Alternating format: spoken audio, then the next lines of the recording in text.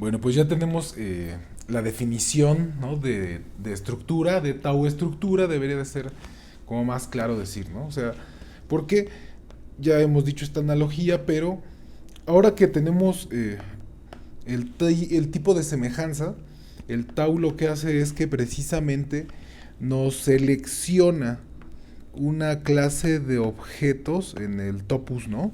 Estos objetos pues van a ser todas las estructuras del tipo tau, ¿no? Precisamente.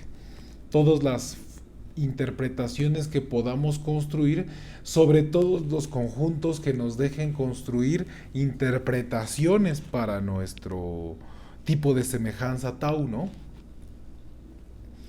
O sea, por cada punto de aquí, pues va a haber un conjunto A eh, y una interpretación I de donde lo sacamos, ¿no? Respecto al tipo de semejanza. Algunos de estos objetos, por ejemplo, cuando ya determinamos un tipo de semejanza útil y tenemos por aquí las estructuras del tipo tau, subgroup, pues algunos de estos objetos cumplirán axiomas o propiedades que nos sean deseables por algún motivo, razón o circunstancia, ¿no? Por ejemplo, aquí ya vimos que no todas las interpretaciones de Tao de Gru eran grupos, ¿no? Porque los grupos como que necesitan más reglas que las que podíamos sujetar con este tipo de semejanza que habíamos tomado. Entonces, precisamente solo algunas de esas interpretaciones son los grupos. Luego vamos a ver cómo obtenerlos. Ahorita, precisamente por eso estamos haciendo estas observaciones.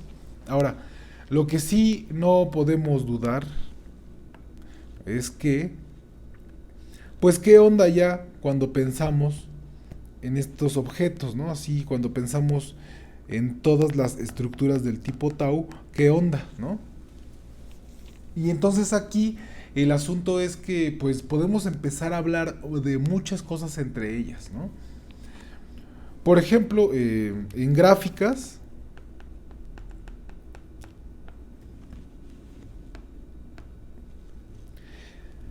se habla de subgráfica, la gráfica inducida,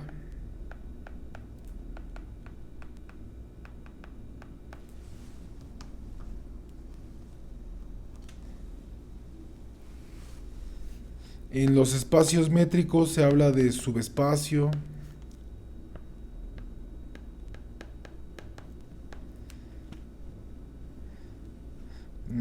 en los espacios vectoriales también hablamos de subespacio. Acá se habla, por ejemplo, de isometría. Acá se habla de homomorfismo. Acá, por ejemplo, se habla de transformación lineal.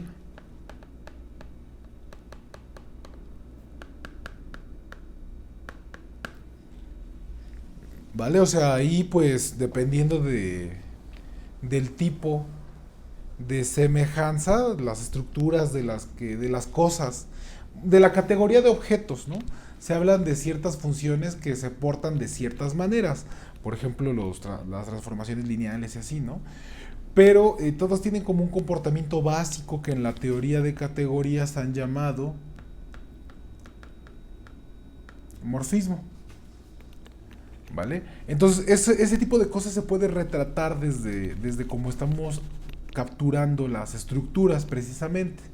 También este asunto del subobjeto, ¿no? De la subespacio, de la subgráfica inducida o la subgráfica, también desde la perspectiva que estamos tomando las cosas, se puede hablar de eso, ¿no? O sea, así como se puede tomar un puntito aquí y decir que ese es un superobjeto de otra cosa acá, ¿no? Tanto ya sea como pensar que es una parte de, que tiene cierta estructura, o pensar que hay una función, ¿no? Que encaja uno en el otro, como en el caso de la isometría, del encaje isométrico, por ejemplo, ¿no? Muy bien, pues entonces quiero empezar a definir ese tipo de cosas, ¿no? Entre las estructuras. Entonces aquí un poco de notación. para que todo jale bien. Y de nuevo, pues por A, B, C. Aquí está C, salvo cuando lo digamos explícitamente, serán los complejos. Cuando aparezca así de la nada o mágicamente y comencemos a predicar sobre ella, seguramente será una estructura de primer orden sobre un tipo de semejanza fijo, ¿no? A, B, C, D, F, así gordas las letras, ¿no? Serán estructuras tau, estructuras.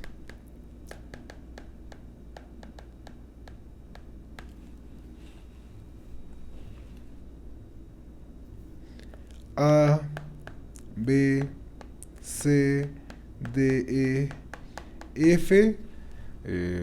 Los conjuntos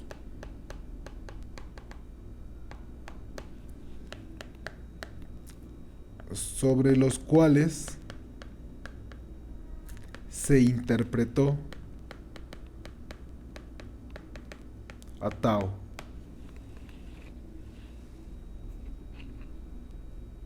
Muy bien. Creo que con eso es con lo que podemos empezar, ¿no? Bueno, pues vamos por las definiciones formales.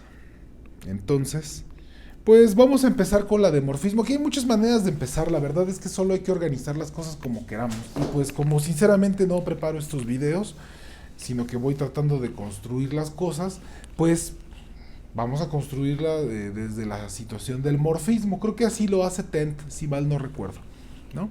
Entonces, definición.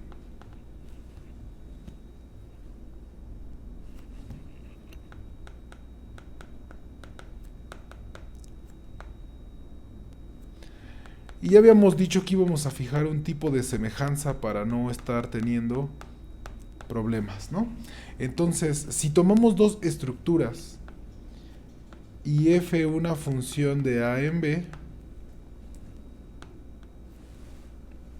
f, no, f es muy mala letra, vamos a ponerle phi de a en b. ¿Por qué f es muy mala letra? Porque ya lo hemos ocupado para letras funcionales, ¿no? Entonces mejor no meternos en broncas. Ok, entonces phi va de a en b. Phi se llama... Y aquí va a empezar, hay propiedades, es acumulativa las definiciones, ¿no? Entonces voy a empezar con el mejor. Voy a empezar poco a poco. Así. Bueno, el primer nombre, el más sencillo, es que phi se llama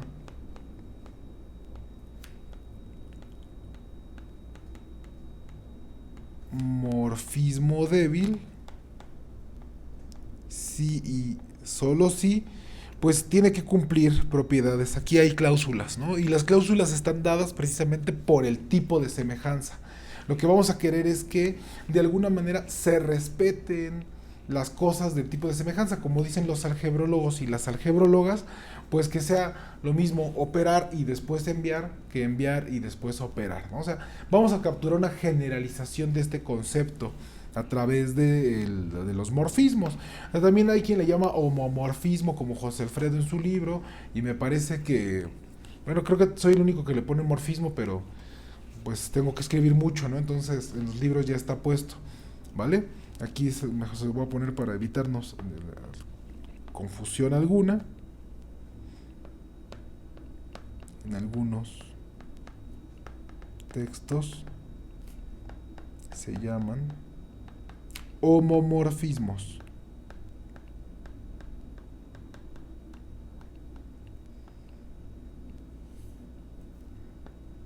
Nada más para tener claro, ¿no? Las cosas. Bien. De esta forma, pues tiene que cumplir cláusulas, decíamos, respecto a tau. Entonces, para toda letra funcional de aridad n y cualesquiera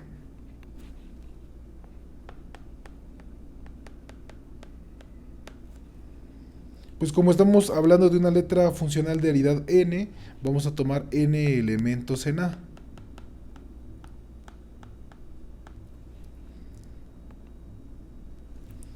se tiene que... Y aquí sí es como decíamos que dice el que estudia álgebra, ¿no? Precisamente que es lo mismo operar en A, pues como está en A sí tiene derecho a que, o mejor dicho, sí nos puede asignar un elemento a una eneada. Ahora, como esto es un elemento de A, pues porque las letras funcionales son operaciones, son funciones de A a la n en A, pues entonces esto lo podemos evaluar con phi, ¿va? Y pues precisamente aquí viene el asunto de como decía el que estudia álgebra.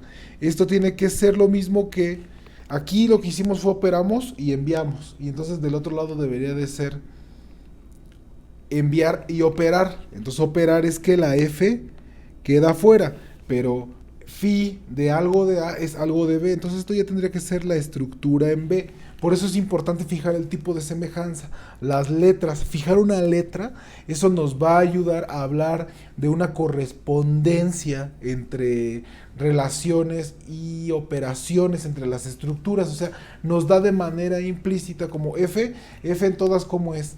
Una letra G operacional interpretada en todos lados como es, ¿no? O sea, nos da como un margen, una columna, ¿vale? Ok.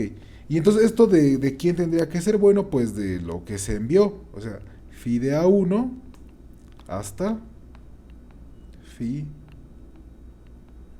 de AN. Perfecto. Esta es respecto a las letras las letras funcionales, ¿no? Por eso está así. Eh, Cambia la n, cambia el número de elementos que se toma, ¿no? Cambia la letra funcional, pues también sería para otra, ¿no? Aquí ahora para las letras relacionales, entonces para cualquier letra relacional de aridad K y cualesquiera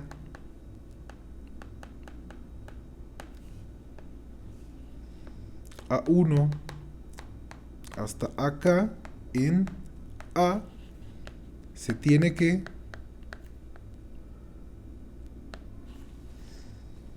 aquí es justamente donde entra la parte de la debilidad del morfismo. Y esto es pues porque no siempre se decreta de la misma forma. Ahí también depende a veces de la rama de la matemática de la que se esté hablando. Por ejemplo, en la teoría de gráficas, yo he visto que cuando se habla de subgráfica, no siempre se habla de la gráfica inducida. De hecho, por eso existe esa diferencia, ¿no? Como que la subgráfica inducida es la subgráfica más grandota, ¿no? Que es la subgráfica una de otra. Entonces, ese saborcito es lo que se preserva, lo que el asunto aquí, ¿no? O sea, arriba fue envía, evalúa. Es lo mismo que evaluar y enviar. Entonces acá, como que el asunto es qué onda con las relaciones. Bueno, la debilidad consiste en que solo les vamos a pedir para un lado. A ver, ya hablé mucho como perico. En símbolos, ¿qué significa esto? Se tiene que... Si la eneada A1, perdón, la caeada A1 hasta acá es un elemento de R de carne y hueso, o sea, de una relación de un subconjunto de A a la N, entonces, y justo esto nada más es en una dirección, las imágenes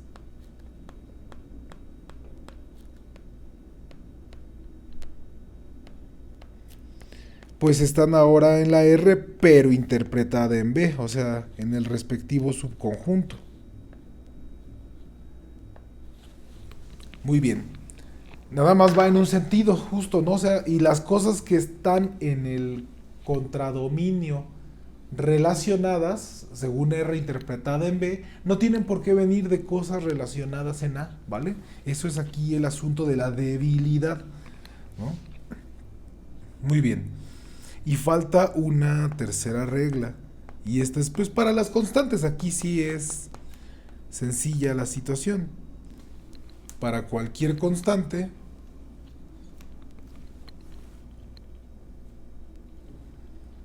mandar con phi el elemento que fue interpretar a C es lo mismo que interpretar a C en B. Manda constantes en constantes, ¿vale? Esto es que sea morfismo, así, tal cual, es la definición. Ahora vamos que sea morfismo general. Ya no vamos a pedir que sea fuerte, solo no vamos a pedir que sea débil. B. Phi se llama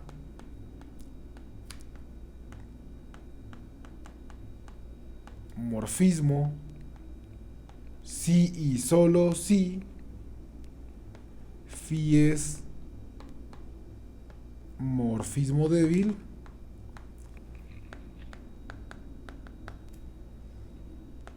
y se da el regreso en 2i, ¿no? O sea, ¿a qué me refiero? Pues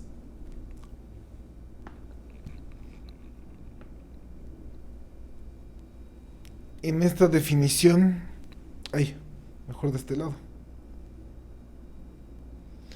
Ese entonces se hace bicondicional, ¿no? Vamos a ponerlo en símbolos para que quede bien. Creo que el azul ya me había dicho que no se ve bien, ¿no? Bueno, pues en amarillo mejor. En símbolos,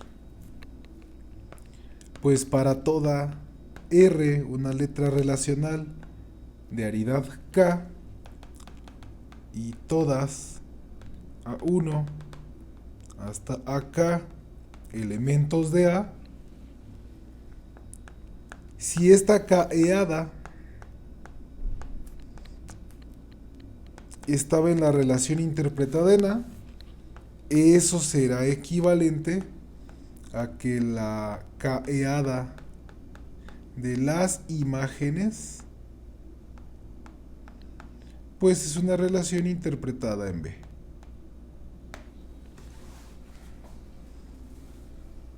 Es lo único que cambia. Ahora sí ya las cosas que en el contradominio están relacionadas tendrán que venir forzosamente de cosas que en el dominio estaban relacionadas.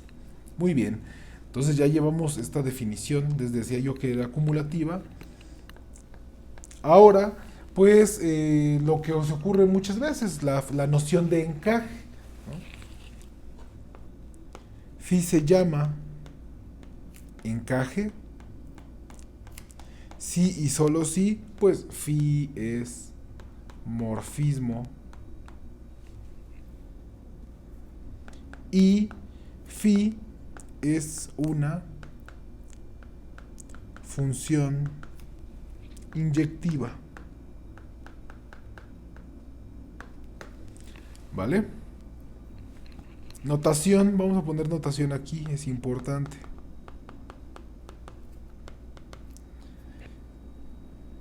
Si Phi de A en B es encaje,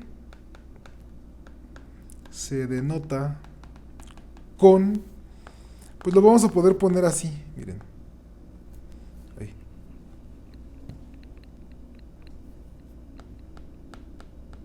Esta es una de las formas.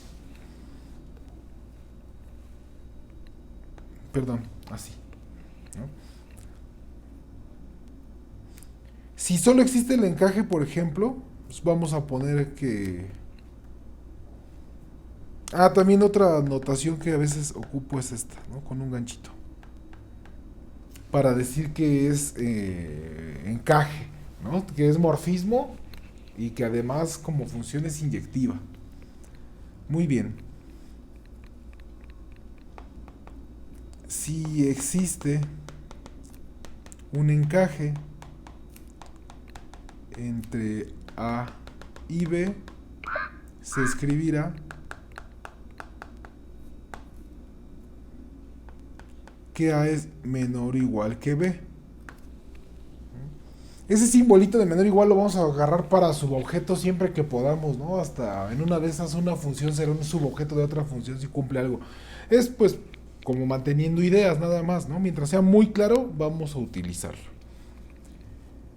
Muy bien. Ahora, por ejemplo, otra definición. Bueno, les decía que esta es una definición cargada, ¿no? Entonces, por favor, estudienla con calma. ABCD. La siguiente definición es que Phi se llama epimorfismo si y solo si Phi es morfismo. Y phi es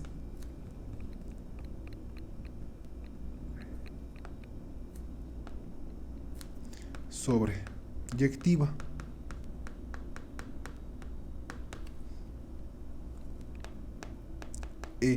Phi se llama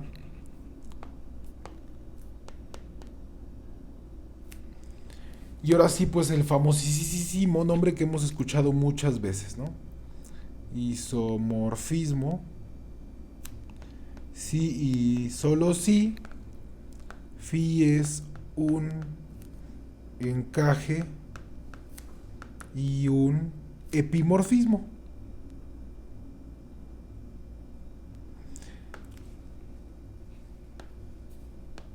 Es decir, pues no es otra cosa más que un encaje sobreyectivo, ¿no?